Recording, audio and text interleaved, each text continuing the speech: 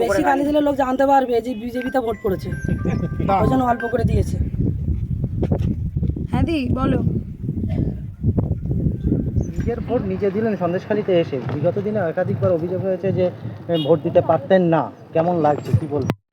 অবশ্যই, আমরা তো 2024 থেকে নিজের ভোট নিতে দিচ্ছি। আমি 2024-এর ভোটটাকেও আমি নিজে দিয়েছি, 26-এর ভোটটাও নিজে দিয়েছি।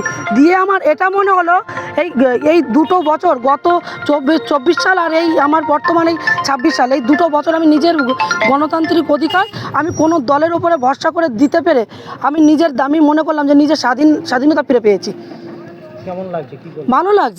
ভালো লাগছে এবং সন্দেশখালীর মানুষ আজকের এই আন্দোলনের পরে 2024-এর আন্দোলনের পরে যে সুষ্ঠু সবল জীবনটা যাপন করছেন, এই জীবন যাপন করার জন্য আমি আশাবাদী যে ওনারা বিজেপিকেই ভোট দেবেন। এই লড়াইটার জন্যই কি লড়েছিলেন?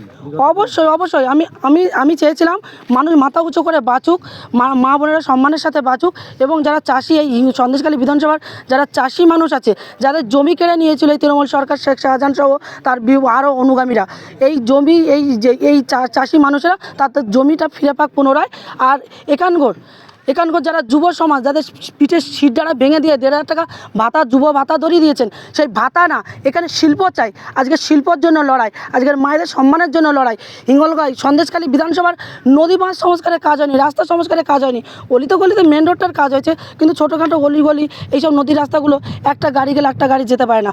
শুধুমাত্র এই নদী প্রান্তিক এলাকাগুলোকে আমাদের বিশেষ করে নজর দিতে হবে, যাতে এখানে আয়লা হলে, আমপান হলে, বুলবুল হলে যে মানুষ এখানে নদীর বাঁধ ভেঙে জল ঢুকে মানুষ ক্ষতিগ্রস্ত হয়, সেটা যাতে না হয় সেই দিকে আমাদের লক্ষ্য রাখতে হবে। আগামী দিন আমাদের নয়া প্রজন্মকে এগিয়ে নিয়ে যাওয়ার জন্য আমাদের এই লড়াই। কোনো অপ্রীতিকর ঘটনা কানে এসছে এখনো পর্যন্ত? আমার হিঙ্গলগঞ্জ বিধানসভা থেকে এসেছে, এবং সন্দেশখালী বিধানসভায় থেকে আসলেও আমি যতটা না লড়াই করবো তার থেকে বেশি লড়াই করবেন এখানে বিজেপি মনোনীত প্রার্থী সনদ সর্দার মহাশয়, এবং ওনার সাথে যেখান থেকে আমার কাছে যতটুকু ইনফরমেশন আসছে আমি সঙ্গে সঙ্গে ওনাকে দিয়ে দিচ্ছি। হিঙ্গলগঞ্জে কী খবর আছে?